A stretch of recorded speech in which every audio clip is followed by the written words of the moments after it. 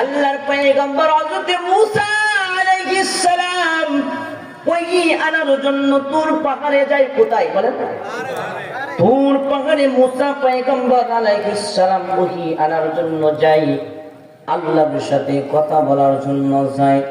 আল্লাহর সাথে কথা বললে ভালো লাগে। আর পয়গম্বরদের মাঝে সবচাইতে প্রশ্ন করেছে বেশি মূসা পয়গম্বর আলাইহিস সালাম আল্লাহকে। মূসা পয়গম্বর আল্লাহ রাব্বুল আলামিনকে বলে, আল্লাহ আপনার কাছে আমার একটা প্রশ্ন ছিল। কি প্রশ্ন গো পয়গম্বর? ও গো আল্লাহ, আমার প্রশ্ন, আপনি মালিকের সাথে কথা বলতে ভালো লাগে, আপনার সাথে কথা বললে দিলের মাঝে তৃপ্তি আসে, আপনার সাথে কথা বললে শান্তি লাগে। ও আল্লাহ, কিন্তু কথা বলার জন্য তুর পাহাড়ে আসতে হয়। মালিক, এই তুর পাহাড় ব্যতীত আরো কোন জায়গা স্থান আছে কিনা, যে জায়গায় গিয়া আপনার সাথে দিল মিলাইয়া কথা বলতে পারবো? আল্লাহ বলে, পয়গম্বর, এই তুর পাহাড় ছাড়াও আর একটা জায়গা আছে, তুর পাহাড় ছাড়াও আর একটা স্থান আছে। ওই জায়গায়, ওই স্থানে যাইবা, সেখানে গিয়েও আমি আল্লাহর সাথে কথা বলতে পারবা। বলেন না সুবহানাল্লাহ? আওয়াজ দিয়া বলেন না সুবহানাল্লাহ? কষ্ট লাগতেছে নাকি? হাসরের মাঠে বুঝবেন সুবহানাল্লাহর কি দাম। যখন ওই বিলের মাঝে ক্ষেত ওইতে যান, কাটতে যান, তখন উপর থেকে সূর্যের তাপ দেয়। আর বলে, মনে মনে বলেন, যদি পাশে একটা বড়ই গাছ থাকতো, জাম গাছ থাকতো, তাহলে কি একটু ছায়া পাইতাম। কি বলেন? খুব চিন্তা করি, কিন্তু তখন চিন্তা করে লাভ নাই। হাসরের মাঠ এমন হয়ে যাবে, রাসূলুল্লাহ সাল্লাল্লাহু আলাইহি সাল্লাম বলেন, পৃথিবীর মানুষ শুনো, হাসরের মাঠটাই এমন হবে যেই মাঠটা এরকম মাটি থাকবে না, তামা হয়ে যাবে। যেই তামাটা তোমার পায়ে কোন রকমের সুতা থাকবে না। যেমন আপনি চৈত্র মাসের রৌদ্র যখন পড়ে, ওই যে আপনাদের বাড়ির পাশে সলিং রাস্তাগুলো আছে, ওই রাস্তাগুলো কেমন গরম হয়। আরে গফরার মুসলমান যুবক, পবিত্র বাবা, এইটা তো অনেক উপর থেকে সূর্যের তাপ দেয়। আর এই অবস্থা, জুতা ছাড়া ওই পাকায় পা রাখা যায় না। রাসূল বলেন, হাসরের মাঠটা তামা হয়ে যাবে। যেই মাঠটার মাঝে সূর্যগুলো তাপ দিবে, 9টা মুখ দিয়া। কয়টা বলেন? তাও এত লক্ষ লক্ষ মাইল উপর থেকে নয়। হাদিসের মাঝে রাসূল বলেছেন, আর এই হাদিসের ব্যাখ্যা দুইটা। একটা ব্যাখ্যা হলো বান্দার মাথার অর্ধ হাত উপরে সূর্যটা থাকবে, আর একটা ব্যাখ্যা হলো বান্দার মাথার সুরমা দানের শলা পরিমাণ উপরে সূর্য তাপ দিবে। এই তাপে, এই সূর্যের তাপ ওই তামাতে পড়বে, তামাটা গরম হয়ে যাবে। সূর্যের তাপে বান্দার মাথার চামড়াটা টাস করে ফেটে যাবে। তাই না রে যুবক? পরে দেখছো বাবা, আমাদের মাথার যে মগজ আছে, এই মগজগুলো বাতের মতো উতলাইতে থাকবে, ঠিক কিনা? এটা আমার কথা না, রাসূল বলেছেন, হে পৃথিবীর মানুষ, এই কঠিন মাঠ, হাসরের মাঠে সূর্যের তাপ, নিচে থাকবে তামা। তখন প্রত্যেকটা মানুষ ইয়া নাফসি ইয়া নাফসি করবে।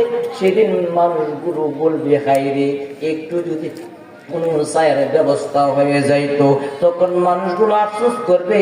তখন আফসোস করলে কাম হবে না, কিন্তু ওই ব্যক্তিটা তখন লাভবান হয়ে যাবে, যেই ব্যক্তিটা দুনিয়াতে সুবহানাল্লাহ বলেছে।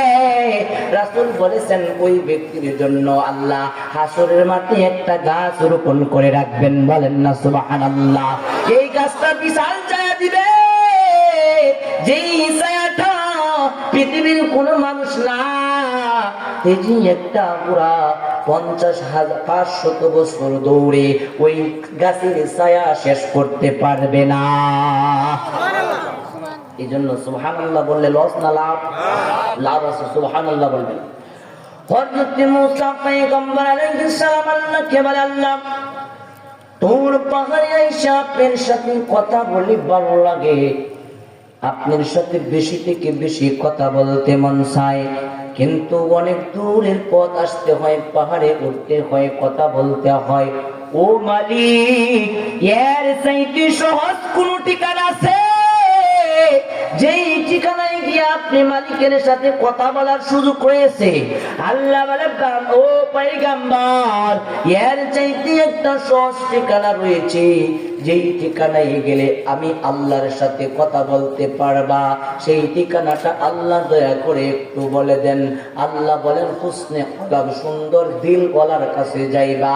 ওই সুন্দর দিল ওয়ালার দিলের ভিতরে আমি আল্লাহ বসবাস করি, বলেন না সুবহানাল্লাহ। ওই সুন্দর দিল ওয়ালার জবানটা যেন আমি আল্লাহর জবান, ওই সুন্দর দিল ওয়ালার অঙ্গ প্রত্যঙ্গ গুলো যেন আমি আল্লাহর, বলেন আল্লাহু আকবার। সুন্দর দিল ওয়ালার জবান, তার ইচ্ছাই জবান খুলে না। সুন্দর দিল ওয়ালার হাতটা তার ইচ্ছাই লড়াই না। সুন্দর দিল ওয়ালার অঙ্গ প্রত্যঙ্গ গুলো তার ইচ্ছাই লড়াই না। দেখবা তার হাতটাও লড়ে আমার হুকুমে, তার জবানটাও লড়ে আমার হুকুমে, তার চোখগুলো পাতি দেয় আমার হুকুমে, তার পা গুলো সামনে বাড়ায় আমার হুকুমে। আরে বান্দা, একটু খেয়াল করো, খেয়াল করো, কেন তোমার চোখ লড়বে না আল্লাহর হুকুমে? কেন তোমার জবান লড়বে না আল্লাহর হুকুমে? কেন তোমার হাত লড়বে না আল্লাহর হুকুমে? কারণ হাসরে তুমি তো আলমের রূহ জগতে আল্লাহর কাছে প্রতিশ্রুতি দিয়েছো, ঠিক কিনা? মুসা পয়গম্বর আলাইহিস সালাম বলে, এবার হুসনে কলবের ব্যাখ্যা খুঁজতে খুঁজতে, হুসনে কলব কাকে বলা হয় এইটার ব্যাখ্যা করতে গিয়া হাকিম লুকমান আলাইহিস সালাম বলেন, আমি আসমানি অসংখ্য অগণিত কিতাবগুলোকে রিসার্চ করেছি, রিসার্চ করে আমি 4টা গুণ পেয়েছি। এই 4টা গুণ যেই ব্যক্তির ভিতরে থাকবে, ওই ব্যক্তিটাই হুসনে কলবের মালিক হইবে, বলেন না সুবহানাল্লাহ। যে 4টা গুণ যা ব্যক্তির ভিতরে থাকবে, ওই ব্যক্তির দিলটাই হবে সুন্দর। এই 4টা গুণের মাঝে 2টা হলো স্মরণ রাখবা, আর 2টা হলো ভুইলা যাইবা। কয়টা জিনিস স্মরণ রাখবা? বলেন না কয়টা? কয়টা জিনিস ভুইলা যাইবা? 4টা গুণ, 2টা হলো স্মরণ রাখার কথা বলেছে, আর 2টা জিনিসকে ভুলে যাওয়ার কথা বলা হয়েছে। এই 4টা গুণের মালিক যে হইবে, ওই ব্যক্তির দিলটা হবে সুন্দর, বলেন সুবহানাল্লাহ। এর মাঝে থেকে 1 নাম্বার গুণটা, কোন জিনিসটা স্মরণ রাখবা? সেই জিনিসটা হলো সর্ব অবস্থায়, সর্ব হালতে তোমার আল্লাহকে তুমি স্মরণ রাখবা, বলেন না সুবহানাল্লাহ। বলেন না কাকে স্মরণ রাখবেন? বলেন আল্লাহর স্মরণ যে ব্যক্তির দিলের ভিতরে জায়গা দেয়, ওই ব্যক্তির দ্বারা কি গুনাহ করা সম্ভব হয়?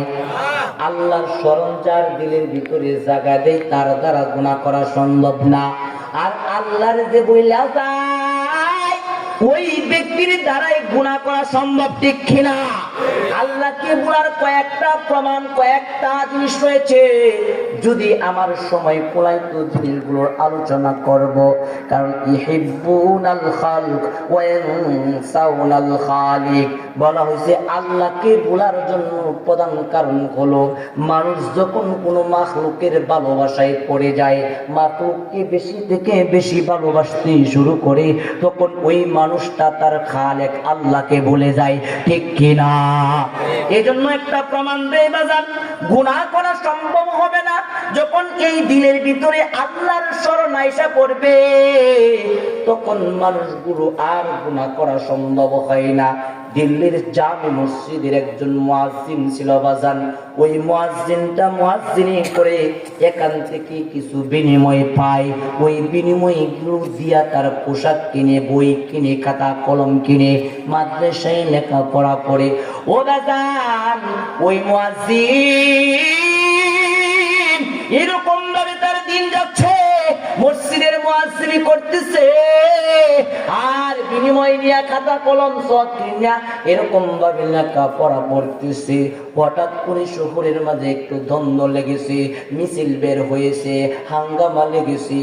অন্যদিকে একজন সুন্দরী নারী শহরের এক প্রান্ত থেকে অপর প্রান্তে যাওয়ার সিদ্ধান্ত নিয়েছে। সন্ধ্যা রাতে যখন সিদ্ধান্ত নিয়েছে, সামনের দিকে অগ্রসর হইয়া দেখেন শহরের ভিতরে হাঙ্গামা লেগেছে।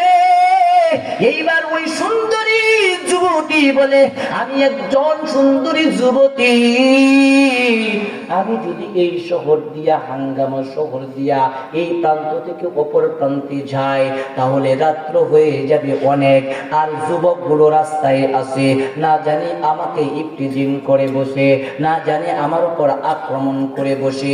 সুতরাং আমার জীবন রক্ষার্থে, আমার ইজ্জত রক্ষার্থে আজকে রাত্রে আমার এই শহর অতিক্রম করে যাওয়া ঠিক হবে না। রাত্রটাকে কোনো না কোনো জায়গায় আশ্রয় নেওয়ার প্রয়োজন, ঠিক কিনা? যুবতী তার সিদ্ধান্ত পরিবর্তন করেছে, রাত্রে শহর ছাড়বে না, এক প্রান্ত থেকে অপর প্রান্তে যাবে না। যুবতী এবার বলে, আশ্রয়টা কোথায় নিব? যুবতী দেখে আশ্রয় হলো সবচাইতে নিরাপদের জায়গা হলো মসজিদ, ঠিক কিনা? কারণ মসজিদ কি সবচাইতে নিরাপত্তা জায়গা, ওই জায়গায় আশ্রয় নেওয়া যায়। যুবতী আস্তে আস্তে করে মসজিদের দিকে রওনা হলেন। মসজিদের ভিতরে ঢুকে দেখে একজন যুবক মুয়াজ্জিন ওই তো মসজিদে বৈশা কিতাব মোতালা করে কিংবা কোরআন তেলাওয়াত করতেছে। যুবতীকে দেখেছে যুবক, দেখার পরে যুবক এক নজর তাকাইয়া দেখে এত সুন্দর একটা যুবতী ওই যুবক আর দেখে নাই। বলেন না সুবহানাল্লাহ। সৌন্দর্য এটাও আল্লাহর নিয়ামত, তার নিয়ামত। যুবক বলতেছে যুবতী সুন্দর, আবার যুবতী আবার আসছে রাত্রে, এমন একটা নিরিবিলি অবস্থায় যুবতী আসছে, সুন্দরী যুবতী। এবার যুবক বলে, বোন তুমি কোথায় থেকে আসলা? এখন রাত্রে তুমি কেন মসজিদে আসছো? এইবার যুবতী বলে, ও মুয়াজ্জিন ভাই, আমি তো শহরের এই প্রান্ত থেকে সেই প্রান্তরে যেতে চাই, কিন্তু রাত্র বেশি হয়ে গিয়েছে আর এই দিকে শহরের ভিতরে হাঙ্গামা সৃষ্টি হয়েছে। আমি যদি এই রাত্রে শহর ছাড়তে চাই তাহলে আমার ইজ্জতের উপর হামলা আসতে পারে। বিদায় সিদ্ধান্তকে পরিবর্তন করেছি, আজকে রাত্র শহরের এক প্রান্ত থেকে অপর প্রান্তে যাব না। আজকে নিয়ত করেছি এই মসজিদে আশ্রয় নেব, কালকে সকালবেলা মসজিদ থেকে যাব। এইবার মুয়াজ্জিনটা বলে, ওরে বোন, তুমি হলা একজন যুবতী সুন্দরী আর আমি হলাম একজন যুবক, তার মাঝে মসজিদে তুমিও থাকবা মসজিদে আমিও থাকবো মসজিদে, তৃতীয় কোনো ব্যক্তি নাই। ও বোন, এই অবস্থায় যদি মসজিদে থাকো আর দ্বিতীয় কেউ দেখতে পারে তাহলে কালকে সকালবেলা আমার চাকরিটা চলে যাবে, আমার নামে কলঙ্ক লেগে যাবে। ও বোন, তুমি জানো না এই মসজিদ থেকে পুত্র কিছু বেতন পায়, এই বেতন দিয়ে আমার জীবনটাকে আল্লাহ পরিচালনা করাইতেছি, এর মাধ্যমে জীবনটা পরিচালনা হচ্ছে, এর মাধ্যমে আমার লেখাপড়ার খরচ হচ্ছে। ও বোন, তুমি দয়া করে মসজিদটা ছেড়ে চলে যাও। যুবতী বলে, তোমার লেখাপড়ার চিন্তা তুমি করেছো আর আমার ইজ্জতের চিন্তা করো না। আমি যদি ওই শহরে নিয়ে যাই, আমি এত সুন্দরী একটা যুবতী, আমার উপর যুবকটা যদি আক্রমণ করে আর আমার ইজ্জতটা যদি নষ্ট করে দেয় তাহলে তুমি কি করবা? যুবক বলে, কথাটা তো সত্য বলেছো, আর তুমি মসজিদে আসেছো, মসজিদ হলো নিরাপত্তার জায়গা, আমি তো তোমাকে বের করার ক্ষমতাও রাখি না। তবে বোন, তুমি থাকতে পারো, একটা শর্ত আছে। কি শর্ত? শর্ত হলো, এক নম্বর শর্ত হলো তুমি মসজিদের ওই উত্তরের কোণারে বসে থাকবে, আমি মসজিদের দক্ষিণের কোণারে বসে থাকবো। এটা হলো এক নম্বর শর্ত। দুই নম্বর শর্ত হলো তুমি ফজরের আজান দেওয়ার সাথে সাথে মসজিদ থেকে বের হয়ে যাইবা, কারণ ফজরের আজান দেওয়ার পর মুসল্লিরা মসজিদে চলে আসবে, আর এই অবস্থায় যদি তোমাকে আর আমাকে দেখে মসজিদে তাহলে আমার কলঙ্ক হয়ে যাবে। সুতরাং তুমি এই দুইটা শর্তে রাজি আছো কিনা? সুন্দরী বলে ঠিক আছে, আমি রাজি আছি, রাত্র থাকার জন্য দাও। ফজরের আজানের সময় আমি মসজিদ থেকে বের হয়ে যাব, আমি মসজিদের উত্তরের কর্নারে থাকতে রাজি আছি। যুবক যুবতী দুইটা কর্নারে বসে গেছে। এ বাজান, কোরআন আল্লাহ বলেছে জিকির করো, জিকির করো, আল্লাহকে স্মরণ করো। আল্লাহর স্মরণ তোমাকে গুনাহ থেকে হেফাজত করবে, আল্লাহর স্মরণ তোমাকে জাহান্নাম থেকে বাঁচাইবে, আল্লাহর স্মরণ তোমাকে জান্নাতে নিয়ে যাইবে। যুবকটা দক্ষিণের কোণারে বসছে, যুবতীটা উত্তরের কোণারে বসে গিয়েছে। এইবার যুবকটা দক্ষিণের কোণারে বৈশা কোরআন তেলাওয়াত করে কিংবা কিতাব মোতালা করে, আর যুবতীটা উত্তরের কোণারে বসে থেকে যুবকের দিকে তাকায়। যুবতীটা হঠাৎ করে দেখে ওই যুবক কোরআন তেলাওয়াত করে কিংবা কিতাব পড়ে। এরকম কারেন্ট ছিল না, এরকম হেজাব ছিল না, মোমবাতির আগুন দিয়া তখন কোরআন পড়ে। যুবতীটা দেখে যুবকটাকে হঠাৎ করে যুবকের এই আঙুলটাকে ওই মোমবাতির আগুনে দেয়। এরকম ভাবে দেয় 2 সেকেন্ড, 3 সেকেন্ড, 5 সেকেন্ড রাখার পরে আবার যুবক তার আঙুলটাকে ফিরাইয়া নেয়। যুবতী বলে, ব্যাপারটা কি কোনো মানুষ কি নিজের অঙ্গ কি এইভাবে করতে পারে? একবার দেয়, দেওয়ার পরে নিয়ে আসে, দ্বিতীয়বার আবার কোরআন তেলাওয়াত করে, আবার কোরআন তেলাওয়াত করতে করতে আবার এই আঙ্গুলটাকে মোমবাতির আগুনে দেয়। আবার কিছুক্ষণ রাখে, কিছুক্ষণ রাখার পরে আবার আঙ্গুলটাকে ফিরাইয়া নেয়, আবার কোরআন তেলাওয়াত করতে থাকে। আবার কিছুক্ষণ পরে আবার দেয়, আবার নেয়, আবার দেয়, আবার নেয়। এরকম ভাবে শেষ রাত্র পর্যন্ত যুবক ঘুমায় নাই, যুবতী ঘুমায় নাই, দুইজনই এরকম ভাবে তাকাইয়া তাকাইয়া রয়েছে। এইবার যুবক বলে, বোন, তোমার সাথে শর্ত ছিল ফজরের আজানের সময় তুমি চলে যাইবা, এখন শর্ত মাফিক তুমি চলে যাও, নয়তো আমার বিপদ হয়ে যাবে।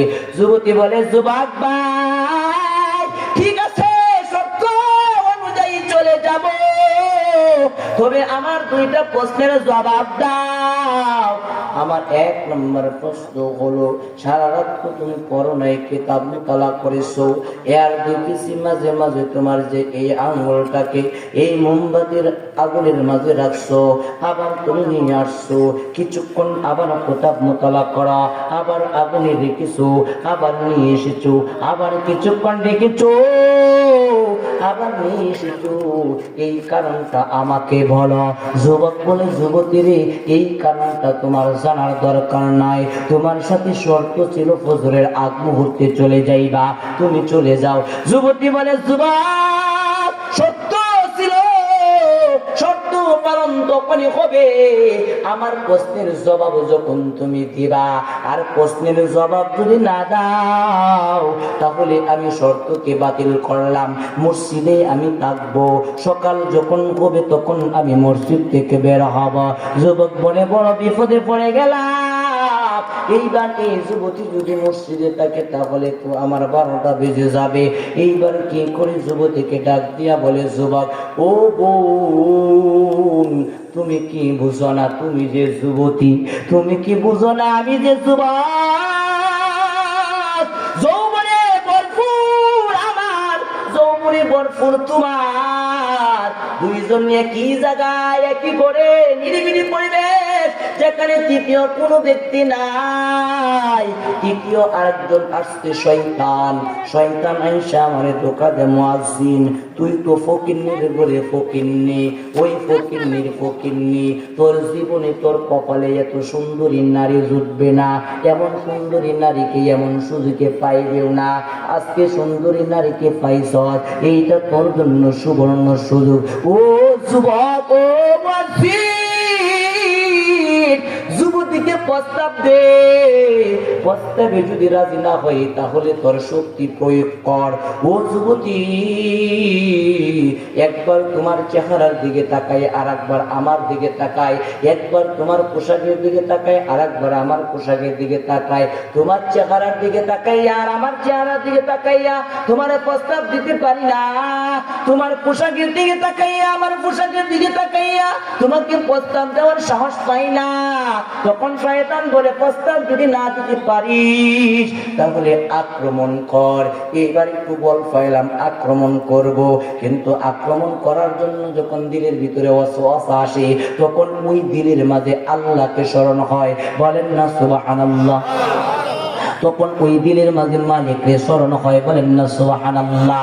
তখন দিলটারে আমি প্রশ্ন করি, এই দিল ওই দিল, কেউ তো দেখবে না মসজিদে গুনাহ করব, আর তৃতীয় কেউ নাই, কিন্তু মালিক আল্লাহ, যে আল্লাহ আমার দেখে, ওই মালিক তো দেখে কাল কিয়ামতের দিন ওই জিনার কারণে আমাকে জাহান্নামে নিক্ষেপ করবে।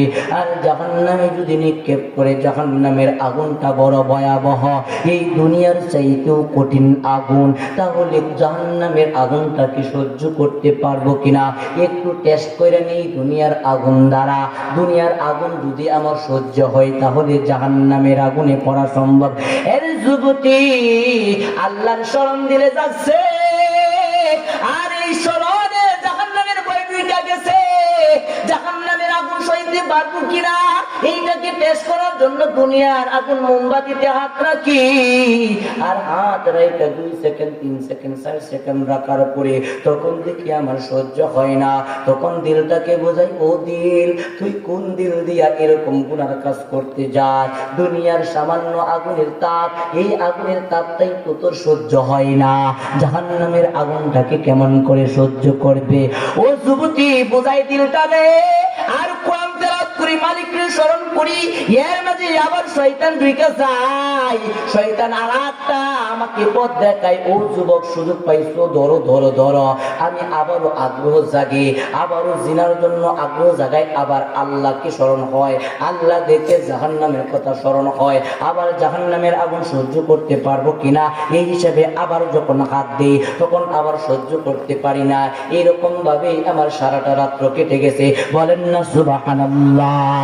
এ যুবক, আজকে তো যুবক সমাজ তোমাদেরকে বলতে চাই, তোমরা এই তাফসীরুল কোরআনের মাহফিল করেছো, যদি তোমরা নাজাত চাও, যদি তোমরা দিলের ভিতরে আল্লাহকে বসাও, তাহলে এরকম অনেক গুনার সম্মুখীন হয়ে যাইবা। এই গুনাহগুলো থেকে বাঁচার জন্য একমাত্র পদ্ধতি হলো তোমার মালিককে তুমি স্মরণ করো। ও যুবক, নামাজ একমাত্র পড়তে পারবা তোমার মালিককে স্মরণ করো। ও যুবক, তোমার এই টুটুনিতে দাঁড়িয়ে আসবে একমাত্র তোমার মালিকের স্মরণে। ও যুবক, তোমার পোশাকের পরিবর্তন হবে একমাত্র তোমার মালিকের স্মরণে। ও যুবক, তোমার ফেসবুকের ভিতরে স্ট্যাটাস দেওয়া, ভুল গীবত করা, এইগুলোর পরিবর্তন আসবে একমাত্র তোমার মালিকের স্মরণে। ঠিক কিনা? আওয়াজ দেন না, ঠিক কিনা? যদি ঠিক হয়েছে তাহলে তো আসতে দিনকে ভয় পান নাকি? হ্যাঁ, আওয়ামী লীগ সরকার ধরে নিল। আরে আওয়ামী লীগ সরকার পড়েছে, এমন সরকার যিনি পলাইবে না, সেই সরকার কে? আল্লাহ।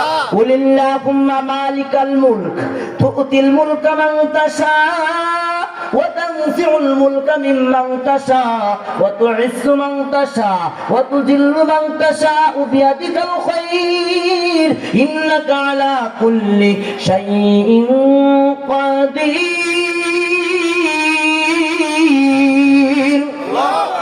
ও গবরার যুবক তো বাবা, তিনি বলেন আল্লাহ মালিকের মালিক, বাদশার বাদশা, ইজ্জত দেনে ওয়ালা, বেইজ্জত করনে ওয়ালা, ধন সম্পদ দেনে ওয়ালা, ধন সম্পদ নেনে ওয়ালা। বাদশা বানাই কে? ফকির বানাই কে? ইজ্জত দেই কে? ইজ্জত সিনাইয়া নেই কে? হায়াত দেই কে? মরণ দেই কে? আল্লাহ এই বিশ্বাসটা দিলে পয়দা করো। যুবক বলে আল্লাহর কথা স্মরণ হয়ে গেছে, আর যুবক কোনা থেকে বাইসা গেছে। যুবতীর প্রশ্নের সম্মুখীন হয়ে যুবতীকে সত্য কথা বইলা দিয়েছে, ও যুবতী, আল্লাহর ভয়ে আমি এই কাজটা করেছি। যুবতী বলে ঠিক আছে, আর কোনো কিছু বলতে হবে না। যুবতী বলে সকালবেলা ফজরের আগ মুহূর্তে চলে গেছে। যুবতী যেমন তেমন কোন একটা মেয়ে না, আপনার মধ্যে কামাল উদ্দিনের মেয়ে না, আমার মতো মুফতি আজহারুল ইসলামের মেয়ে না, যুবতীটা একটা বাদশার মেয়ে। বলেন না সুবহানাল্লাহ। ওই যুবতী বাদশার মেয়ে, আর যুবতী বাড়িতে গেছে, যুবতীর জন্য তো বিয়ার প্রস্তাব আসে। এইবার যুবতী কয় আমি তো বিয়া করব। ও বাবা বাদশাকে বিয়া করো, বাদশাকে। বাপ বলে মারে কত বাদশার ছেলেরই তো বিয়ার প্রস্তাব হইতেছে, কাকে তুমি গ্রহণ করবা? ও বাবা দুনিয়ার বাদশা না আখিরাতের বাদশাকে। বলেন না সুবহানাল্লাহ। যুবতী বলে বাবা আমি তাকেই বিয়ে করব যে আখিরাতের বাদশা। এবার বাদশা বলে ওরে মা আখিরাতের বাদশা আমি খুঁজে পাইব কোথায়? এইবার যুবতী বলে বাবা রে আখিরাতের বাদশা হলো সেই যে আমার মতো যুবতীকে সুবর্ণ সুযোগে পায়, আমার মতো সুন্দরীকে সুবর্ণ একা একা রাত্রের গভীরে পাওয়ার পরে মালিকের ভয়ে নিজেকে হেফাজতের জন্য আঙ্গুল গরুকে আগুনে রাখে। বাবা এর চাইতে আখিরাতের বাদশা আর কে হবে? বাবা আমি যদি বিয়ে করি গো কোন কোটিপতিকে বিয়ে করব না, সুন্দর যুবককে বিয়ে করতে চাই না। আমি ওই গরিব ফকির মিসকিন, ওই মসজিদের মুয়াজ্জিন যেটা দুনিয়ার মিসকিন কিন্তু আখিরাতের বাদশা। বলেন আল্লাহু আকবার। বাবা আমি বিয়ে করলে ওই মুয়াজ্জিনকে বিয়ে করব। বাবা বুঝতে আর বাকি নাই, বাবা প্রস্তাব কাটাইয়া দিয়েছে, যুবকের সাথে যুবতীর বিয়ে দিয়েছি। এইবার আমার কথা হলো আমি বলেছিলাম जो तू मेरा तू सब मेरा फलक मेरा ज़मीं मेरी अगर एक तू नहीं मेरा तो कोई शय नहीं मेरी। বলেন না আল্লাহু আকবার। আল্লাহ যার হয়ে যাবে, আল্লাহর ভয় যার দিলে ঢুকবে, এই দিলটা তো তার নয়, এই দিলটা স্বয়ং মালিকের দিল, ঠিক কিনা? আর যার দিলটা মালিকের দিল হয়ে যায়, আল্লাহ কবি বলেন ওই দিল ওলার কোনো চিন্তা নাই, পেরেশানি নাই। তোমার দিলে আশ্রয় দিয়েছো আল্লাহকে, আর আল্লাহ তোমার এই মালিক বানাইছে সমস্ত বাদশাহীর। বলেন না সুবহানাল্লাহ। যুবক ভয় পাইছে আল্লাহকে, আর আল্লাহ রব্বুল আলামিন ওই যুবক ফকিরকে, ওই মুয়াজ্জিনকে আখিরাতের বাদশা তো বানাইছে। তাই নয় দুনিয়ার সুন্দরী, তাই নয় দুনিয়ার বাদশাহী পর্যন্ত দিয়া দিলেন, ঠিক কিনা? এই জন্য আল্লাহ রাব্বুল আলামিন কোরআনুল কারীমের মধ্যে বলেছে ফাযাক্কির ইন্না ফাআতিল যিকরা তানফাউল মুমিনিন। আল্লাহ বলেছেন নবী গো আপনি স্মরণ করেন, নবী আপনি জিকির করেন, আমি আল্লাহর জিকির করেন। মুমিন যখন আমি আল্লাহকে স্মরণ করবে ওই মুমিনগুলো উপকৃত হবে। বলেন না সুবহানাল্লাহ। ওই মুয়াজ্জিন স্মরণ করছে কাকে? মুয়াজ্জিন উপকৃত হয়েছে কিনা? এই জন্য মুসা পয়গম্বর আল্লাহকে বলে আল্লাহ এই তুর পাহাড় ছাড়াও একটা জায়গা চাই যে স্থানে গিয়ে আপনি মালিকের সাথে কথা বলার সুযোগ পাই। ও আল্লাহ জায়গাটার নাম বলে দাও। আল্লাহ বলে পয়গম্বর মুসা এই জায়গাটার নাম হলো হুসনে কলব, সুন্দর দিল ওলার কাছে যাইবা, ওর জবানের কথাগুলো দেখবা মধুমাখা কথা, ওর জবানের কথার ভিতরে তাসির রয়েছে। আর এই কথাগুলো তো সেই বলে না, এইগুলো আমি আল্লাহই বলি। বলেন না সুবহানাল্লাহ। আর হুসনে কলবের সুন্দর দিলের ব্যাখ্যা করতে গিয়া হাকিম লুকমান আলাইহিস সালাম বলেন যার মাঝে 4টা গুণ আছে ওই ব্যক্তিটা হলো সুন্দর দিলের মালিক। বলেন না সুবহানাল্লাহ। খারাপ লাগতেছে নাকি? হ্যাঁ বলে আপনি সুবহানাল্লাহ আওয়াজ দেন না, জোরে বলেন না সুবহানাল্লাহ। হাকিম লুকমান বলেন 2টা জিনিস স্মরণ রাখবা, 2টা জিনিস বললা যাইবা। এখন দেখি 2টা জিনিস স্মরণ যার আছে, কার কার আছে। 1 নাম্বার জিনিস স্মরণ হলো কার স্মরণ? বলেন আল্লাহ। জোরে বলেন আল্লাহ। আল্লাহর স্মরণ। এই আল্লাহর স্মরণ যার দিলে আছে ও কি গুনাহ করার ক্ষমতা রাখে? পৃথিবীতে কেউ না দেখে কে? বলেন মালি হাদাল কিতাবু লা ইউগাদিরু সগীরাতান ওয়ালা কাবীরাতান ইল্লা আহসাহা। হাসরের মাঠ যখন কায়েম হয়ে যাবে তখন প্রত্যেকটা মানুষগুলোকে আল্লাহ একটা ডায়েরি দিবে। কেউ নেককার মানুষ তার ডায়েরিটা আল্লাহ ফেরেশতাদের মাধ্যমে সম্মানের সাথে দিবে, আর কেউ বদকার মানুষ তার ডায়েরিটা আল্লাহ বেইজ্জতির সাথে দিবে। আল্লাহ বলবে ফেরেশতা এই আমার নাফরমান বান্দার ডায়েরিটা তার হাতে দে। ও আল্লাহ কেমন কইরা দিব? আল্লাহ বলেন না ফরমানের হাতগুলোকে এরকম ভাবে দইরা এই জায়গায় আর এই জায়গায় ভেঙে দে, ভাঙ্গার পরে এই দুইটা হাতকে এরকম ভাবে বুকটাকে ছিদ্র কর, ছিদ্র করে পিছনের দিকে নিয়ে যা, আর পিছন দিয়া তার ডায়েরিটা দে। আল্লাহ এই ডায়েরি তো পিছন দিক দিয়া দিলাম, এখন তোমার বান্দা এই ডায়েরি পড়বে কেমন করে? আল্লাহ বলে পড়ার জন্য তো চক্ষুর প্রয়োজন, দে যে ওর গাটটাকে মস্কাইয়া দে পিছনের দিকে। বলেন না নাউজুবিল্লাহ।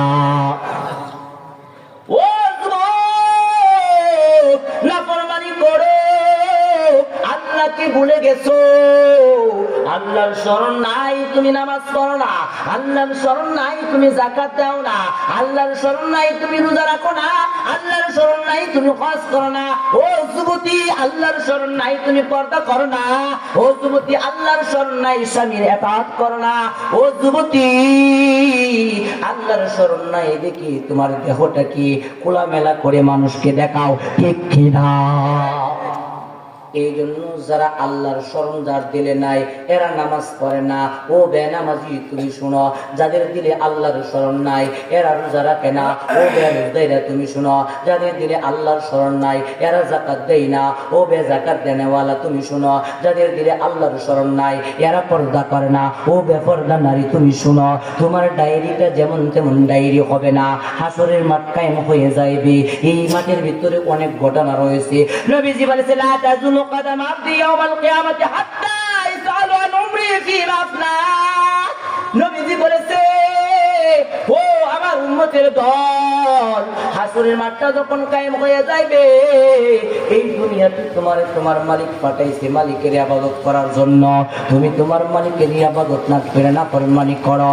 এই যে তোমার 40 বছর 50 বছর হায়াত দিয়েছি, এই হায়াতটা নিয়ে তখন হাসরের মাঠে যাইবা, তখন হাসরের মাঠটা থাকবে তামার, এই মাঠের উপরে তোমার মাথার অর্ধহাত কিংবা সুরমাদানির উপরে থাকবে সূর্য, এমন অবস্থায় পাটা থাকবে। নবী বলে এমন অবস্থায় পাকে ওঠানোর কোনো ক্ষমতা থাকবে না। বড় কঠিন অবস্থায় রে যুবক, কঠিন অবস্থায় যুবতী, তোমার হাতে ডায়েরি দিবে, ডায়েরি দিবে, তুমি ডায়েরি পড়ার জন্য তোমার বুকটাকে ছিদ্র করে হাতগুলো পিছনে দিবে, দেওয়ার পরে তোমার গাড়টাকে মস্কাইয়া পিছনের দিকে দিবে, আর তখন তুমি এই ডায়েরিটাকে দেখবে আর বলতে থাকবে, মালি হাদাল কিতাবু লা ইউগাদিরু সগীরাতান ওয়ালা কাবীরাতান ইল্লা আহসাহা। এইটা এমন একটা ডায়েরি, যেই ডায়েরির ভিতরে বড় গুনাহ, যেই ডায়েরির মাঝে বড় নেকি, যেই ডায়েরির মাঝে ছোট গুনাহ, যেই ডায়েরির মাঝে ছোট নেকি গুলো লেখা হয়েছে, এমন কি এমন গুনাহ লেখা হয়েছে যেই গুনাহগুলোর চিন্তা পর্যন্ত আমরা করি না, যেই গুনাহগুলো পৃথিবীর কোনো মানুষ জানে না। ও যুবক, ও যুবতী, অনেক গুনাহগুলো পাশের বৈশা কেউ জানে না। এরকম ভাবে কানের মাঝে ব্লুটুথ লাগাইছো, ইয়ারফোন লাগাইছো, লাগাইয়া তখন কম্বলের নিচে মোবাইল দিয়েছো, ইউটিউবতে টান দাও, ফেসবুকতে টান দাও, কত রকমের নাফরমানি জিনিসগুলো দেখো। কেউ দেখে না, কেউ দেখে না।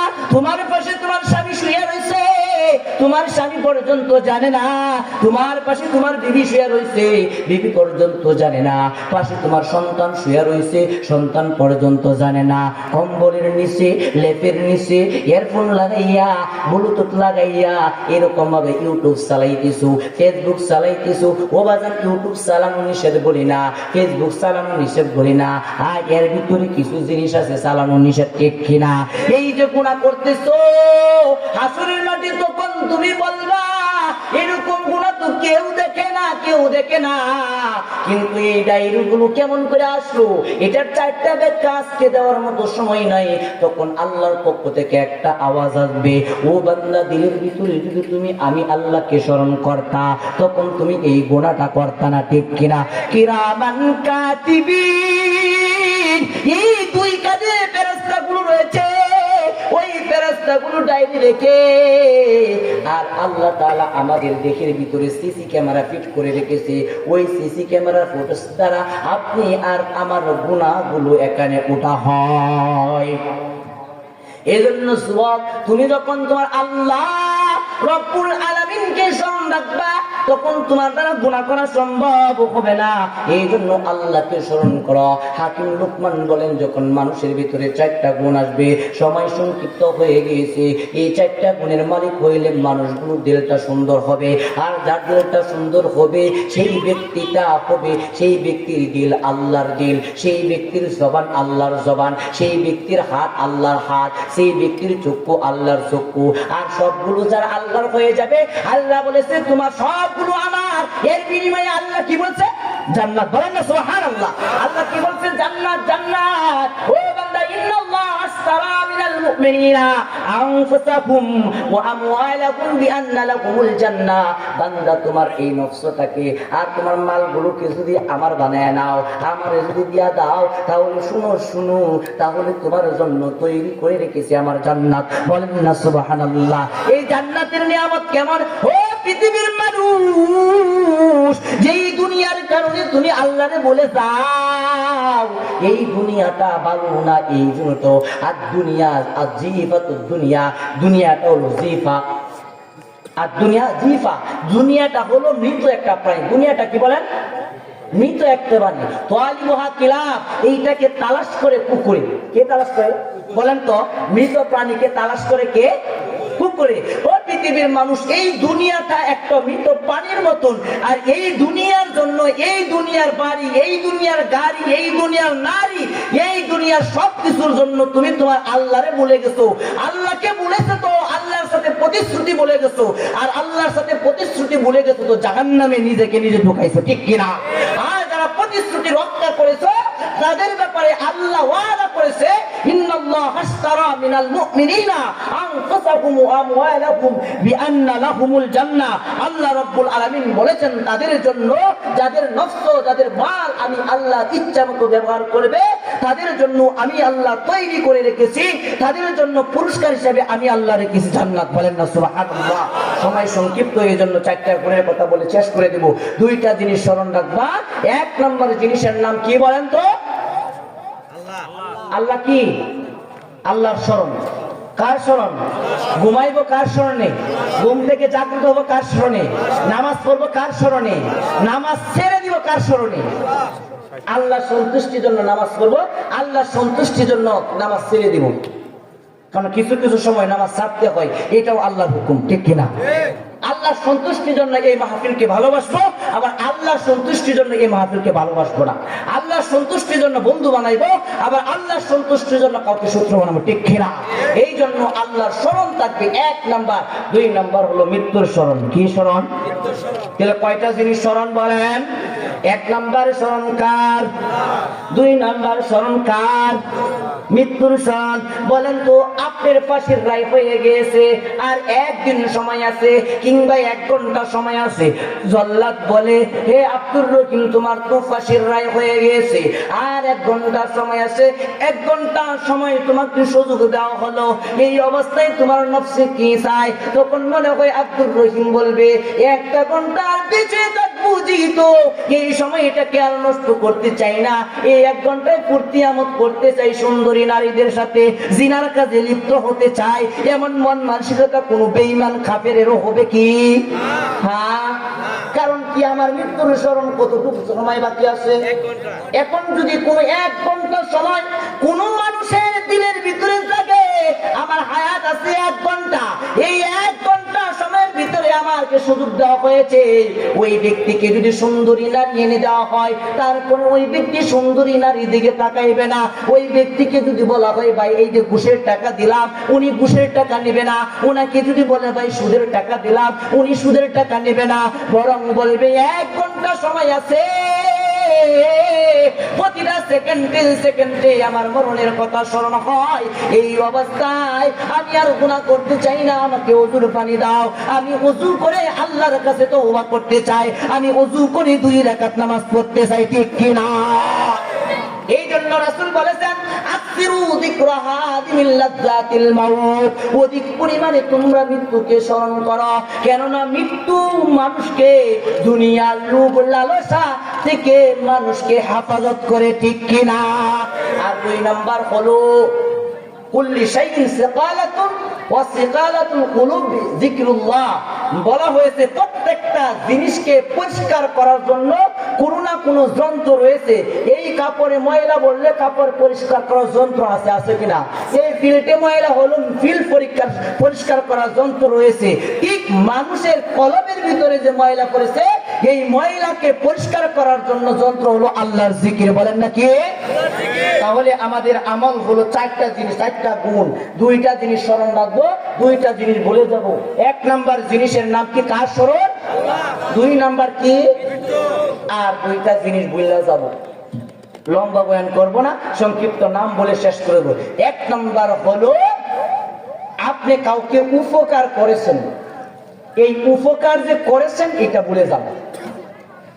কারণ এই উপকার করার পরে যদি এটাকে স্মরণ রাখেন, তাহলে অন্য একদিন তাকে আপনি কোটা দিয়ে দিবেন। দেয় না? অনেক দেয় না? এই কোটা দেওয়ার দ্বারা আপনার উপকারের ফায়দা হবে না। দুই নাম্বার হলো আপনি যে আজকে এই তাফসীরুল কোরআন মাহফিলে আসছেন, আপনি রোজা রাখেন, আপনি হজ করেন, আপনি যাকাত দেন, আপনি নেক আমল করেন, তাহাজ্জুদ করেন, এইগুলোকে ভুলে যান আর বলেন আমি সবচাইতে বড় গুনাহগার। এই জন্য নিজের আমলগুলো ভুলে যাও আর মানুষকে উপকার করেছো এইটাকে ভুলে যাও। এই দুইটা জিনিস যদি তুমি ভুলে যাও, তাহলে তোমার মাঝে রিয়া আসবে না। কি আসবে না?